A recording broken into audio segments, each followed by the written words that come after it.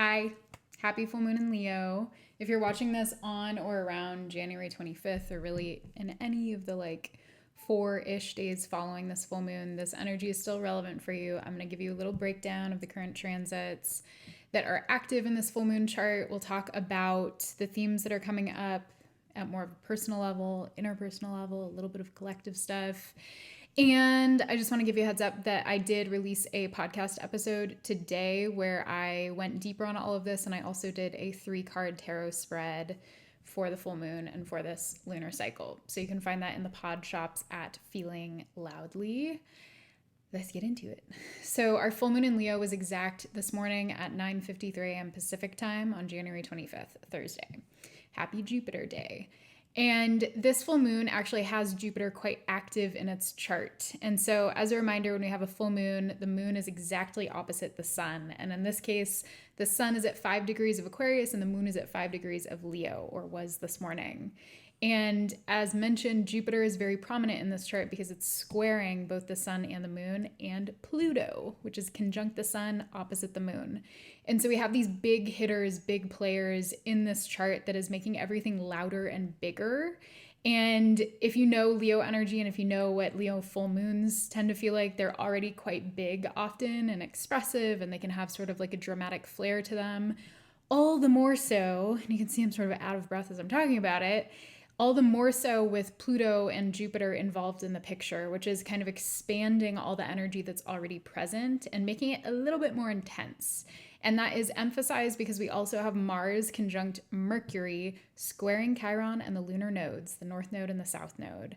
And so what that kind of means, free of jargon, is that there could be some intensity in the way that we speak and communicate with other people today. We could be seeing people hashing it out online or in person. There could be a sort of charged energy to our communication, and it could be pricking at some deeper seated stuff within us, causing a sort of ouch moment where we might feel like we're activated by something someone says, or we might have that effect on someone else. It might be that we're a little bit harsher than we intend to be with our speech, or that there might just be anger. And there's certainly a lot of anger and violence that we're seeing collectively. And we are not islands, and we are not immune from being impacted by what's happening collectively, even if it's not happening on our turf. And so it's wise to remember that and to contextualize that, especially throughout Aquarius season, where we really are kind of invited to zoom out and see the bigger picture and to see the sort of societal or collective context for everything that's unfolding. Leo tends to be more subjective and more focused on personal expression. Especially during a Leo moon, we can feel like our emotions kind of take center stage, and we're invited to maybe more boldly express ourselves and kind of embody our emotions in a way that feels a little bit bigger and brighter. And that could be accentuated, again, because of that Pluto opposition and the Jupiter square. The Pluto opposition can bring a sort of polarizing effect to it, where we may have trouble seeing nuance. We may see things through sort of black and white, or express ourselves in more of a black and white nature. And Jupiter forming a square to the luminaries and to Pluto makes that louder. It makes it bigger. It makes it a little bit more in your face. And that can be fun. I want to emphasize that that doesn't have to be aggressive or hostile. That can be really fun. It can be like us engaging in play, engaging in role play, engaging in playful sort of dramatized activities. Maybe you're getting silly. Maybe you're dressing up. Maybe you're playing with your pets, playing with your friends. Doing something that feels more engaging and expressive can be a really cathartic and helpful way to move through this energy and to not get kind of sucked into the shadow side, which can be more again, volatile or kind of nasty dramatic, getting sucked into dramas and battles and arguments, and really playing into the sort of egoic side of this. But again, a way to sort of medicinally move through it is to involve some of the Leonian catharsis, expression, play, dance, movement, humor, bring silliness to your life. And speaking as a natal Leo moon, it helps a lot.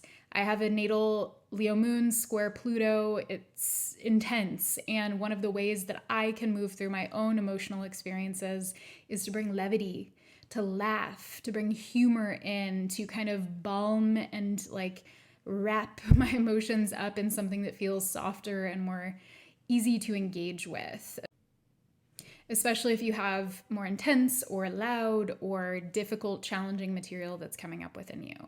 So consider that, use that, do with it what you will, and know that there is a lot of deliciousness that's happening in the background of this full moon too. We have a Venus-Jupiter trine, which is really, really lovely. We have Uranus that's trining our Mars-Mercury conjunction that's providing kind of a supportive outlet for that. So again, I'm brought back to creativity.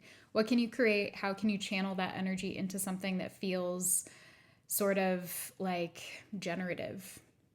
And another big piece of this is that engaging with that Jupiter, Pluto, Sun, Moon, T-square, one powerful way to do so is to move with gratitude, to express gratitude for what you have, to express gratitude for the small things in your life and the big things in your life. If you can't find things to be grateful for, then try zooming out a little bit more, expressing gratitude for the things that people in your life who you love have, maybe, or people, period.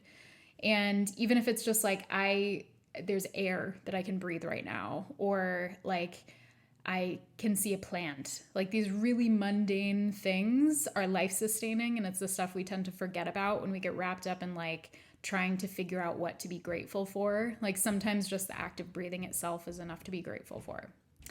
So I leave you with that. And again, if you want to go deeper, you can listen to my latest podcast episode. It is linked in my bio in Linktree. I also am offering a Pluto and Aquarius reading, astrology plus if you want Akashic Records reading on demand, and that's also available through my bio. And I love you guys. I'll talk to you soon.